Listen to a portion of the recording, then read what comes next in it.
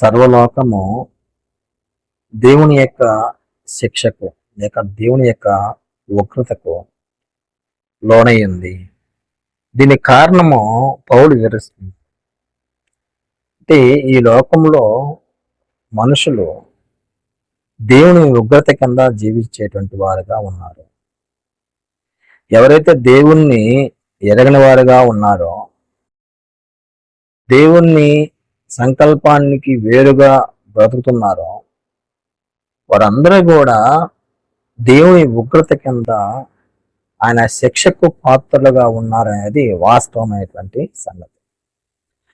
ఆ విషయాన్ని పౌలు తెలియపరిచేటువంటి క్రమంలో రోమపత్రిక 3వ అధ్యాయము 10వ వచనం నుండి 18వ వచనం వరకు ఉన్నటువంటి లేఖన భాగాలను మనం చదివినప్పుడు ఆ విషయాలను అక్కడ తెలియపరుస్తున్నారు. ఈ లోకంలో దేవుని యొక్క ఉగ్రతకు మనుషులు పాత్రలుగా ఉండటానికి కారణం ఏంటి? వారి జీవితంలో వారి క్రియలు ఎలాంటి పరిస్థితుల్లో, ఎంత దయనీయమైనటువంటి పరిస్థితుల్లో మనుషులు బ్రతుకుతూ దేవునికి వేరుగా వారి యొక్క జీవితాలు కొనసాగిస్తున్నారో పౌలు వెల్లడిపరిచాడు. ఈ లేఖన భాగాలు మనం చదువుతున్నప్పుడు ఈరోజు మన పరిస్థితి ఎలా ఉందో కూడా మనం ఆలోచన చేసుకోవాలి.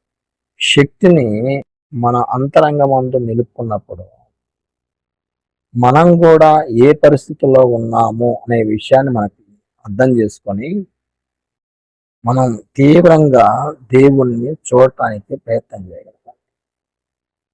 ఇక్కడ చూడండి, పౌలు తెలియజేస్తున్నటువంటి లేఖన భాగం ఇందును గూర్చి రాయబడింది మాట, నీతిమంతుడు లేడు, ఒక్కడును లేడు, గ్రహించువాడును లేడు, దేవుణ్ణి వెతకువాడును లేడు, అందరూ త్రోవ తప్పి ఏకంగా పనికి మాలిన వారే, మేలు చేయవాడు లేడు, ఒక్కడైనా లేడు. వారి గొంతుక తెరిచిన సమాధి తమ నాలుకతో మోసం చేయదు, వారి పెదవుల కింద సర్పవిషమున్నది, వారి నోటి నిండా శపించుటయు పగయు ఉన్నవి, రక్తము చెందించుటకు వారి పాదములు పరిగెత్తును, నాశనము కష్టమును వారి మార్గంలో ఉన్నది, శాంతి మార్గము వారి ఎరుగదు, వారి కనులేట దేవుని భయము లేదు. ఈ లేఖన భాగాల్ని ఆలోచన చేసినప్పుడు ఒక మనిషి దేవుని యొక్క ఉగ్రత కింద బ్రతకటానికి హేతువు ఏంటో తెలియజేస్తాడు. దేవుడు ఏదైనా తన పనిని జరిగించేటప్పుడు దానికి తన నియమాన్ని ఖచ్చితంగా తెలియపరుస్తాడు. ఎందుకు మనుషుల మీద తన ఉగ్రతను చూపించబోతున్నాడు, ఎందుకు తను మనుషుల మీద శిక్షను పాత్రలుగా చేయడానికి దేవుడు మనసు కలిగి ఉన్నాడు అనే విషయాన్ని ఇక్కడ మనం చూడగలము.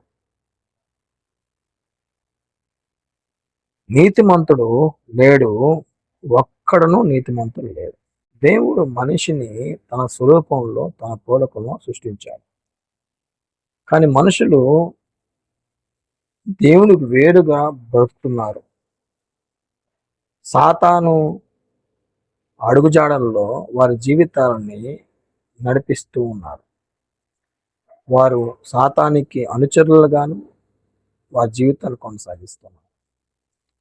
దేవుడు వారిని ఎందుకు సృష్టించాడనే విషయాన్ని వాళ్ళు మర్చిపోయి, ఎలా సృష్టించిన విషయాన్ని వాళ్ళు గ్రహించకుండా వారి యొక్క జీవితాన్ని కొనసాగిస్తున్నారు.